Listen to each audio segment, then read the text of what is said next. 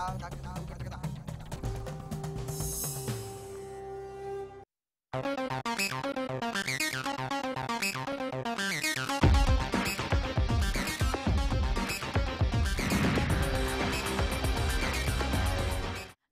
मैं हूं प्रतिमा दत्ता। विशेष देख रहे हैं आप। विशेष में आज बात उस खाकी की करेंगे जिस वर्दी को पहनने से पहले ये पुलिस वाले दावे तो बहुत करते हैं, कस्में बहुत खाते हैं, लेकिन उस वर्दी की इज्जत बचानी इन्हें आती नहीं है। इस वर्दी की असली हकीकत आज विशेष में दिखाएंगे आपको।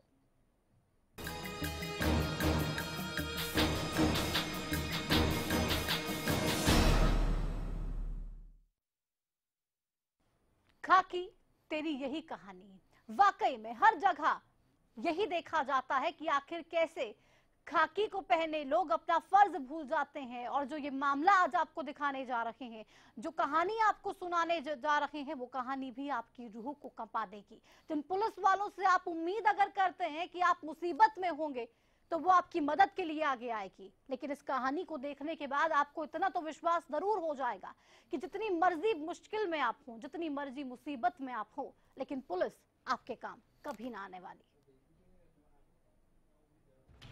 आपने तमाम राजनीतिक मंचों से देश की आधी आबादी को समान हक दिलाने के दावे तो सुने होंगे, लेकिन उन दावों की जमीनी हकीकत क्या है वो आज हम आपको बताते हैं कि जिन महिलाओं के हित के लिए सरकार ने तमाम योजनाएं बनाई हैं, तमाम संस्थाएं बनाई हैं, तमाम हेल्पलाइन बनाई हैं, उनके काम करने का तरीका क्या है और हमारी पुलिस के तो क्या कहने। आपकी टीवी स्क्रीन पर दिखाई दे रही इस महिला का नाम सलमा है, जिसने 3 बार मौत को मात दी है, लेकिन इसको इस बात की कोई खुशी नहीं, क्योंकि इसे मौत की दहलीज तक पहुंचाने वाले कोई और नहीं बल्कि इसके अपने ही थे। सलमा शादीशुदा है और इनकी 2 बेटियां भी हैं, यानी भरा पूरा परिवार। लेकिन इनके ससुराल वालों ने पैसे और पुत्र की चाहत ने इनकी जिंदगी को नर्क बना दिया। सलमा की 2012 में राजम उर्फ मोंटू से शादी हुई थी और लड़के वालों की मांग के मुताबिक सब कुछ दिया गया, लेकिन जब इतना पैसा भी सलमा के ससुराल वालों के लालच को पूरा नहीं कर पाया तो वे उसे ताने मारने लगे, यहाँ तक कि उसे खूब पीटा गया।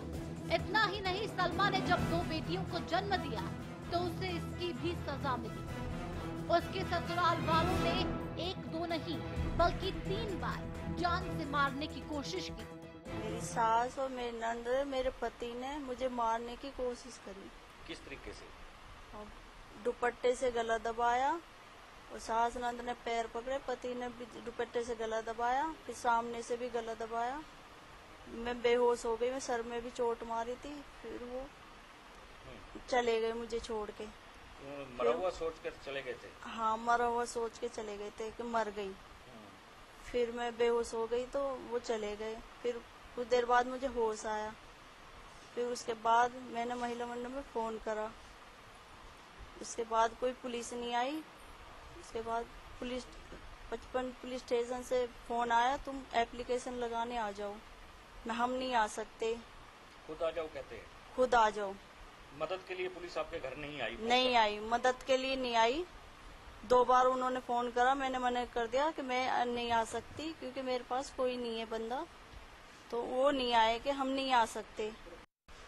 सब कुछ अच्छी शादी करी, अच्छा दान दे दियो, सब कुछ दियो, गाड़ी दी, फिर भी मेरे लड़के बहुत परेशान करते। कभी उनको समझाया नहीं आपने भी बच्ची को? घर में बिठा के समझा, बेटा फिर भी उन ना माना। सलमा के साथ उसके ससुराल वालों ने तो जुल्म किया, लेकिन उस पर अभी सिस्टम का जुल्म बाकी था। जब पीड़िता ने अपनी मदद के लिए हेल्पलाइन को फोन किया तो वहां से मदद का आश्वासन तो मिला, लेकिन मदद नहीं की गई। हेलो, हाँ जी, पुलिस स्टेशन। हाँ जी, मेरी जान खतरे में। अनु का फोन है। हेलो, हाँ जी, मेरी जान खतरे में, प्लीज मुझे बचा लो, आके मेरे मारने की कोशिश कर रहे हैं। नाम बताओ जी आप। सलमा। सलमा, एड्रेस है 25 सेक्टर खेड़ा गाँव। सेक्टर 25 से? हाँ। हेलो, माँ क्या बात होगी? मेरी सास और मेरी नंद और मेरे पति मुझे मारने चाहते हैं, मारने की कोशिश करिए, मार मूर के निकल गए हैं। रात के 9 बजे आएंगे मारने दोबारा से। आपका 25 थाना लगा है ना? 55 थाना लगा है ना? हाँ, 55 सेक्टर का थाना लगता है। चलो ठीक है, अभी कर रही। प्लीज जल्दी आओ, मेरी जान खतरे में। ठीक है। पर आप आगे की कहानी जानेंगे तो शायद आपका सिस्टम से विश्वास उठ जाएगा। सलमा को जब फरीदाबाद के सेक्टर 55 के थाने से फोन आया तो पुलिस वालों ने कैसे उसकी मदद की, आप खुद सुनिए। हेलो, हाँ जी, सेक्टर थाना 55 से बोल रहे हैं जी। हाँ जी बोलो, मेरी जान खतरे में, प्लीज जल्दी बचाओ मुझे। मारने की कोशिश कर रहे हैं मेरे पति और मेरी सास और मेरी नंद। आप कहाँ हो? मैं ससुराल में हूँ। एक बार या तो कंप्लेंट कर जाओ, आ जाओ एक बार। हाँ जी, हाँ जी, अगर आ सकती हो तो आ जाओ थाने तक। क्योंकि मेरे पास कोई नहीं, मैं किसके साथ आऊँ? मेरी बहन है, मैं हूँ, और तो कोई है नहीं घर में। बस अपनी बहन ने ले आओ। मेरी बेटी एक छोटी। आओ, छोटी बेटी ने अपनी बहन लेकर आ जाओ एक बार। तो ठीक है, आ जाओ एक बार।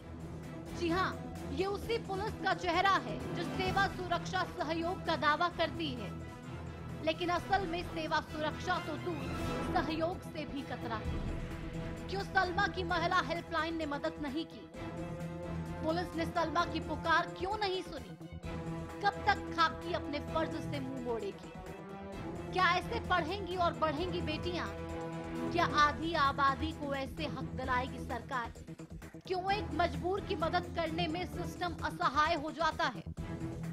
ये सवाल हमारे समाज को, हमारे सिस्टम और हमारी सरकार को आईना दिखाने के लिए बेहद जरूरी है, क्योंकि जब तक जमीनी स्तर पर बदलाव नहीं होगा, खाकी की ऐसी कहानियां सामने आती रहेंगी।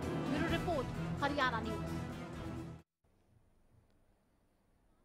तो खाकी की ऐसी शर्मनाक कहानियां आखिर कब तक सामने आती रहेंगी? सलमा कहती रही कि मेरी जान खतरे में है, लेकिन किसी ने इतनी जरूरत नहीं समझी कि उसके घर पर जाकर देखा जाए कि उसका हाल क्या है, उसको बचा लिया जाए उस प्रताड़ना से जो ससुराल वाले कर रहे हैं। इसी पर विशेष में चर्चा करने के लिए हमारे साथ पूर्व पुलिस अधिकारी बनवारी लाल जी हैं। बनवारी लाल जी, सीधा सवाल आपसे मेरा ये, आखिर खाकी अपना फर्ज क्यों नहीं निभाती है? पीड़िता कहती रही कि मेरी मदद कीजिए, मेरी जान खतरे में है, आप आ जाइए, लेकिन तब भी कोई नहीं आया। सर्वप्रथम मैं आपको कहना चाहूंगा कि जो कुछ अब सुना है,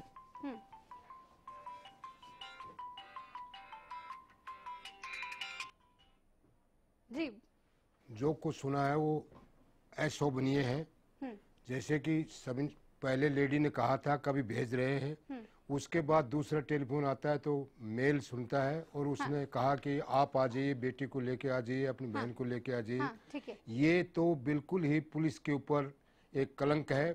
जो आधुनिक समय में पुलिस वाले ऐसा कहते हैं वो अच्छा नहीं है। हमारे साथ पीड़िता भी है इस वक्त फोन लाइन पे। सलमा, मैं आपसे जानना चाहूंगी, किस तरीके से पुलिस वालों ने आपको लगातार परेशान किया? क्या कहा पुलिस वालों ने? आप सुन रही हैं? आपको आवाज मिल रही है मेरी? हेलो जी, हाँ, आपने पुलिस वालों को फोन किया तो पुलिस वालों ने आपके पास आने के लिए मना कर दिया। आपने उन्हें लगातार बताया कि आप मदद के लिए आइए, लेकिन कोई नहीं आया। नहीं, कोई नहीं आया। मुझे फोन करके बोला तुम खुद आ जाओ रिपोर्ट लिखाने, हम नहीं आ सकते। मैं वहाँ गई तो मेरी एप्लीकेशन नहीं लिखा, मुझे इग्नोर करा और समझ के मुझे इग्नोर करा। मेरी उन्हें एप्लीकेशन दिखी नहीं, मेरी मदद नहीं करी उन्होंने। तो किसी ने आपकी मदद नहीं की, आप खुद वहाँ पे गए? मदद नहीं करा, मुझे इग्नोर करा, जबकि मतलब क्या बताएं। ये सब कुछ कब से चला आ रहा है? कब से आपके ससुराल वाले परेशान कर रहे हैं आपको? है जी, आपके ससुराल वाले आपको कब से परेशान कर रहे हैं? मुझे जब से मेरी 2 बेटी हो गई मुझे परेशान करा के, 2 बेटी हो, तुम्हारे बेटा नहीं हो सकता। मेरी दोनों बेटी को मारने की कोशिश करी है। मुझे तो जान से मतलब मार के छोड़ ही दिया है उन्होंने। बच गई बस जीसीबी जैसे। बहुत परेशान कर रखा है। 2 मेरी बेटी है, छोटी वाली बेटी को नहर में लेने के लिए गिरने गए थे। जो तो आपके साथ साथ आपकी बेटियों पर भी अत्याचार हो रहा है, उन्हें भी जान से मारने की कोशिश की जा रही है? नहीं, मेरी 2 बेटी रहती है मेरे साथ। उसे एक को तो नहर में फेंकने गए थे कुछ दिन पहले, मुझे नहर में ले गए थे फेंकने के लिए, गाड़ी में बांध के ले गए थे। और मेरी छोटी बेटी थी मेरे साथ में, बड़ी वाली मैंने नानी का घर भेज दी थी क्योंकि उसकी जान को खतरा था। हाँ। तो छोटी को साथ में रखती थी मैं। फिर मेरे कुछ दिन बाद छोटी को चली गई थी, फिर बड़ी वाली मेरे साथ थी। बड़ी वाली को मारा, उसे मार दिया था, मतलब घर में बेहोश हो गई थी, फिर मुझे मारा। लेकिन हमने वो बातचीत भी सुनी जो आपकी पहले हेल्पलाइन नंबर पे होती है, पुलिस वालों के साथ होती है, आपने वो पूरी रिकॉर्डिंग जारी की थी, सामने आपने वो रिकॉर्डिंग रखी। वो बात कब की है? ये अभी की है ये बात, तो 7 अप्रैल की। 7 अप्रैल की वो बातचीत है। तो पुलिस मेरी मदद नहीं करी पुलिस वालों ने उस दिन। 7 अप्रैल को हुई थी लड़ाई झगड़े, उस दिन पुलिस वालों ने मुझे सुनाई नहीं दी। पुलिस वालों ने आपकी कोई मदद नहीं की? उसके बाद दोबारा आपके ससुराल वालों ने आकर आप पे हाथ उठाया? हाँ जी। और उसके बाद फिर आप खुद पुलिस थाने गई? हाँ जी। और आपने वहाँ पे जाके शिकायत की? क्या वहाँ पे सहयोग पूरे तरीके से किया या फिर वहाँ पर भी सहयोग नहीं किया? नहीं क्या, मैंने पूरी तरह से कोशिश करी। उन्होंने मतलब मेरे ससुराल वालों ने, उनने पैसे से बिक गए वो पुलिस वाले, पैसे भर दिए उन्होंने, इसलिए उन्होंने मेरी सुनाई नहीं करी। नहीं क्यों, क्या क्या कहा जा रहा है? अपना फर्ज तो कम से कम निभाना होगा पुलिस थाने में। आप कौन से थाने में गई थी? आप महिला पुलिस स्टेशन में गई थी कि आप कौन से थाने में गई थी? मैंने फोन, महिला वालों ने 55 सेक्टर फोन करा कि तुम तुरंत जाओ वहाँ पे। हाँ। और एक लड़के की जान को खतरा। 55 सेक्टर वाली पुलिस है, उन्होंने मुझे मदद नहीं करी। हाँ। क्योंकि वो पहले दिख चुके थे ससुरा। चलिए, हमारे साथ इस वक्त पीड़िता के पिताजी भी फोन लाइन पे हैं। आपसे भी मैं ये जानना चाहूंगी, क्या ये लोग पहले से ही परेशान कर रहे थे? क्योंकि ये भी कहा जा रहा था कि पहले से ही काफी डिमांड इनकी रहती थी, पैसे आपसे मांगते थे, दहेज के नाम पर बहुत कुछ होता था। फिर जब बेटियां हो गई 2 तो और परेशान किया जाने लगा। क्या तब कोई शिकायत आपने की या आपने सोचा कि नहीं सुधर जाएंगे शायद? आप सुन रहे हैं? शायद आवाज नहीं पहुंच रही। बनवारी लाल जी, आपने सुना, पीड़िता खुद बता रही थी किस तरीके से उनको परेशान किया जा रहा था। शादी से लेकर अब तक बेटियां 2 हो गई, उसके बाद तो और भी जीना दूभर कर दिया। पुलिस की कार्यप्रणाली बहुत से सवालों के घेरे में है। पुलिस को अपना काम तो कम से कम करना चाहिए, आखिर क्यों हर बार पुलिस अपना काम नहीं कर रही?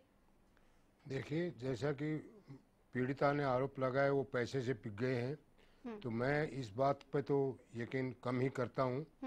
लेकिन ये बात अवश्य मानने को तैयार हूँ कि पीड़िता ने 2 दफा शिकायत की और खुद जाके दरखास्त दे दी, उसके बाद भी उनको बुलाया तक नहीं। तो ये तो पुलिस के ऊपर एक बहुत भारी मतलब बदनामी का। नहीं तो कब तक हम बात करते रहेंगे पुलिस की बदनामी हो रही है कि खराब है, लेकिन कब तक बात करते रहेंगे? अपना फर्ज कब निभाएगी खाकी? फरीदाबाद के सीनियर अफसर अभी सुन रहे होंगे, कोई न कोई सुन रहा होगा। और मैं वहाँ कुरैशी साहब कमिश्नर हैं, उन्होंने उनके साथ मैंने काम किया है। मेरा उनसे अनुरोध है कि वो तुरंत इनको बुलाएं और सही मायने में इसकी जांच करके जो भी दोषी पुलिस कर्मचारी उसको दंडित किया जाए। चलिए, पुलिस कर्मचारी के खिलाफ भी यहाँ पे कार्रवाई होनी चाहिए। पीड़िता के पिता भी हमारे साथ हैं फोन लाइन पे। आपको आवाज मिल रही है मेरी?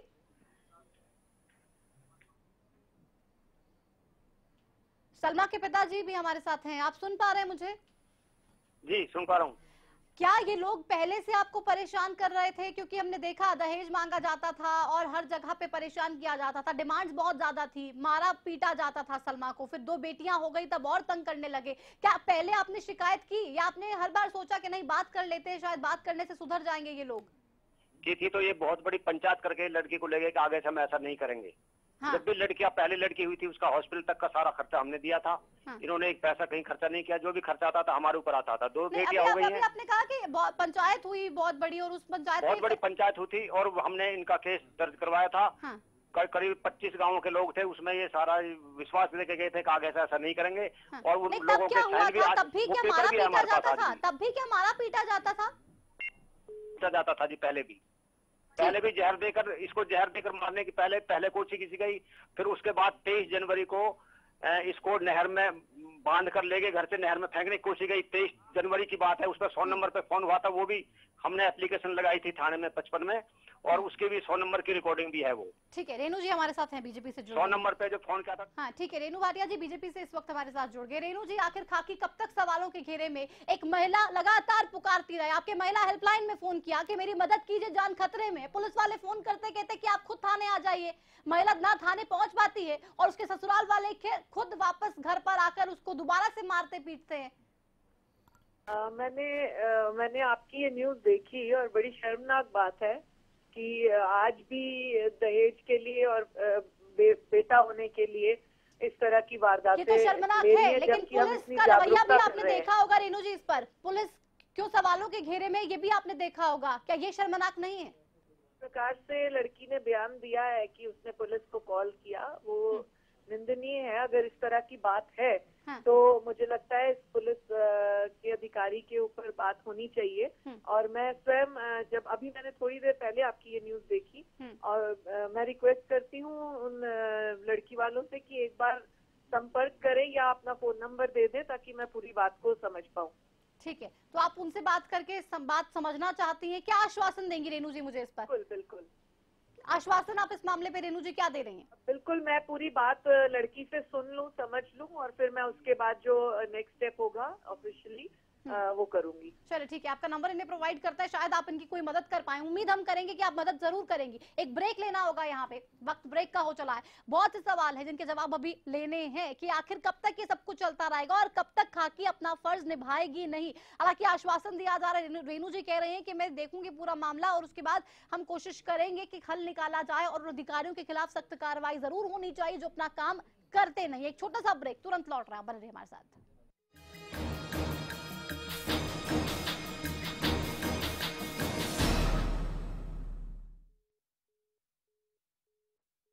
सरकारी नौकरी मिलती नहीं या आप लेते नहीं, बेरोजगार रहने के दो कारण हैं।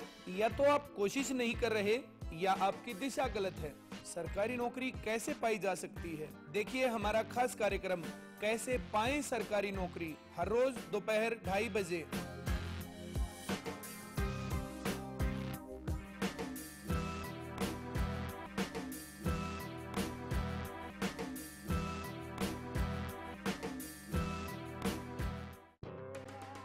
BP School Rojuwas, Rewari, an English medium school affiliated to CBSE.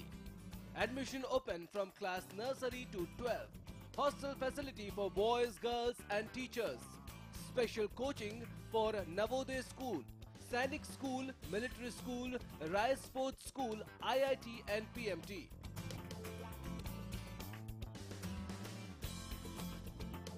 स्वाद कर दे दीवाना श्रीनंदन, सेहत का है खजाना श्रीनंदन, शुद्धता का है पैमाना श्रीनंदन, शुद्ध घी, भरपूर सेहत, भरपूर स्वाद, श्रीनंदन शुद्ध देसी घी। श्रीनंदन खेतों में खुशहाली लाए, बोपारा है बोपारा है, घर घर पानी पहुँचाए, बोपारा है बोपारा है, सालों साल चलता ही जाए, बोपारा है बोपारा। कम वोल्टेज में भी मोटर स्टार्ट करे बेआवाज, सालों साल चलने वाला बोपाराय मोटर स्टार्टर। ज्यादातर किसानों ने सरताज जिप्सम को अपनाया। 8 कट्टे इसके अंदर डाले थे। गांव के किसान ने अपना बिजाई किया था। ईंट के अंदर इतना फर्क है कि हमारे मतलब 3, 5, 6, 7, 8, 9 में दे जी उसको मतलब कि 3 या 4 है मतलब के सरताज जिप्सम को यूज कीजिए आप। सरताज जिप्सम नेचुरल इंपोर्टेड सल्फर व कैल्शियम से युक्त। It's always you taking me through. I say the same old thing with you by my side. ये क्या हो रहा है? अगर कपड़े मैंने ही गंदे किए तो मैं ही धोऊंगा ना। मेरी वजह से आपके सॉफ्ट क्यों खराब हो? वेल मिस्टर खुद्दार, कपड़े तो साफ हो गए और आपकी सॉफ्ट हाथ अभी भी सॉफ्ट है। मैं भी ना यूं ही टेंशन लेता हूँ। लो इसे भी आप साफ कर दो। कपड़े कलर्ड हो या व्हाइट, स्टेन्स की छुट्टी पक्की। कपड़े और हाथ वुश करे खुश।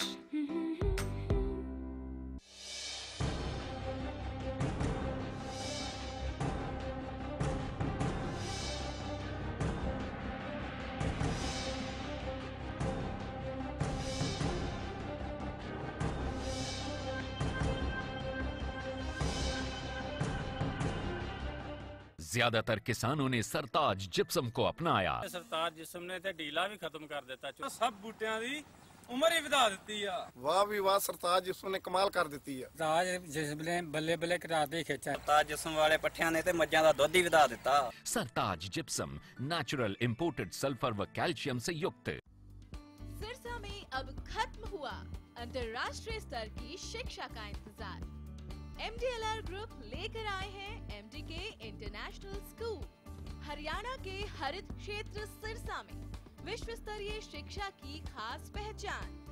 MDK international school Cambridge university London से जुड़े सिरसा के इस पहले रेसिडेंशियल कम डे बोर्डिंग स्कूल के डायरेक्टर हैं कैम्ब्रिज एग्जाम्स के आकलनकर्ता मिस्टर लॉरेंस फ्रे। विश्व स्तरीय शिक्षा के साथ MDK स्कूल में है एयर कंडीशन कैंपस और दूसरी आधुनिक जरूरी सुविधाएं, पुस्तकों से परिपूर्ण लाइब्रेरी और एक स्पेशियस कैफेटेरिया जिसमें बच्चों के लिए मिलेगा हेल्दी खाना। MDK इंटरनेशनल स्कूल की विश्व स्तरीय खेल एवं अन्य सुविधाएं आपके बच्चों का स्वास्थ्य एवं चहुमुखी विकास सुनिश्चित करती हैं। तारकेश्वरम धाम के नजदीक रानिया रोड सिरसा में। अधिक जानकारी के लिए संपर्क करें।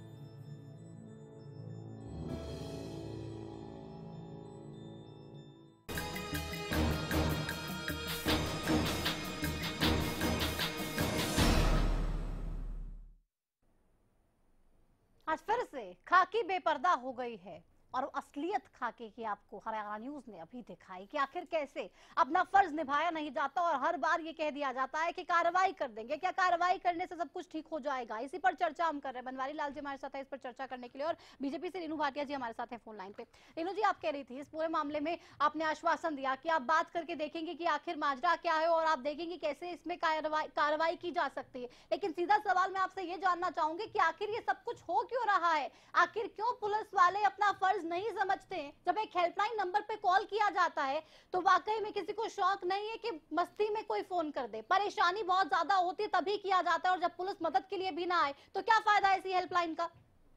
देखिए, डिले का रीजन क्या था ये मुझे मालूम नहीं है, परंतु मैं आपके चैनल के माध्यम से ये आश्वासन देती हूँ कि मैं स्वयं महिला पुलिस से कांटेक्ट करूंगी और उनके साथ जाके इस लड़की को भी देख के आऊंगी क्या माजरा है। मैं स्वयं इस बात को सुनूंगी। नहीं, ठीक है रेणु जी, आप स्वयं जाएंगी वो हम समझ रहे हैं। अब आप काम करेंगी इस पर, देखेंगी कि आखिर ये सब कुछ क्यों हुआ। हम ऐसी नौबत ही क्यों आने देते हैं कि ये सारी चीजें हों? पुलिस अपना काम पहले करती तो शायद उसको दोबारा से मारा पीटा ना जाता, तब वो बचा जा सकता था उससे। इसी को तो प्रैक्टिकल परफॉर्मेंस कहते हैं कि अगर कोई इस तरह से लापरवाही कहीं पर भी हुई है, आप स्वयं उसका एक्शन लेते हैं तो एटलीस्ट नेक्स्ट किसी भी प्रॉब्लम को इस तरह से प्लेस नहीं मिलता। नहीं तो क्या अब तक कोई एक्शन नहीं हो रहा रेणु जी? क्या अब तक कोई एक्शन नहीं लिया गया कि प्रैक्टिकल आप दे नहीं पाई एक लेसन? जहां तक अभी मैंने महिला पुलिस से बातचीत की है, जो मुझे क्लैरिटी हुई है, उसमें इस लड़की का बयान लेकर FIR दर्ज हो चुकी है, परंतु फिर भी रेणु जी मेरे पास वो ऑडियो क्लिपिंग्स भी हैं। उस पीड़िता ने वो खुद ऑडियो क्लिपिंग्स दी है। जो बात हेल्पलाइन से हुई है, जो बात पुलिस से हुई है, वो कह रही थी कि आप आ जाइए, मेरी जान खतरे में है, मैं घर पे अकेली हूँ, मेरी बेटी छोटी सी है, मैं कैसे आऊँ, आप घर पे आ जाइए, कोई घर पे नहीं है। लेकिन कोई नहीं गया, कोई पुलिस वाले गए नहीं। बाद ही मैं आपको ये बोल रही हूँ कि मैं जो है दोबारा स्वयं जाकर रेणु जी, मैं वो समझ रही हूँ, लेकिन आप मेरा सवाल नहीं समझ रही है। ये मैं जानना चाह रही हूँ कि आखिर ये सब कुछ नौबत क्यों हम आने देते हैं इन सब चीजों की? आखिर पुलिस पहले ही हरकत में आती तो ये सब कुछ होता ना। आपने महिला थाने भी खोल दिए, क्या कुछ बदलाव हो रहा है रेणु जी?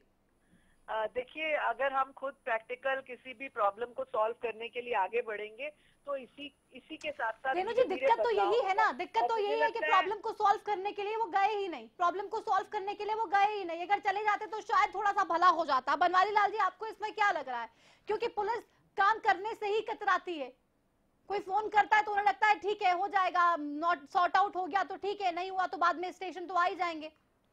देखिए, मेरा ये कहना है जैसा वो महिला, पीड़ित महिला जो कह रही है, अगर वो वाकई सच है तो कमिश्नर साहब को चाहिए किसी ACP लेवल के अधिकारी की इसकी जांच करे। जो अब तक जो क्लिप में सुनाई दिया है, अगर वो सच है तो उस पुलिस अधिकारी को, क्लिप में जो सुनाई दिया वो तो सच ही है ना? नहीं, सत्य का तो मैं ये तो कह सकता हूँ कि उस जो वार्तालाप में जाकर इसके साथ छेड़खानी कर लेगी या गलत ऑडियो क्लिप जारी कर देगी, ऐसा तो पॉसिबल नहीं है। ऐसा मैं नहीं कह रहा हूँ, ऐसा नहीं गलत ऑडियो, लेकिन ऐसा उसने कहा है, वो चले भी गए हूँ, इस बात का तो नहीं पता लगता ना।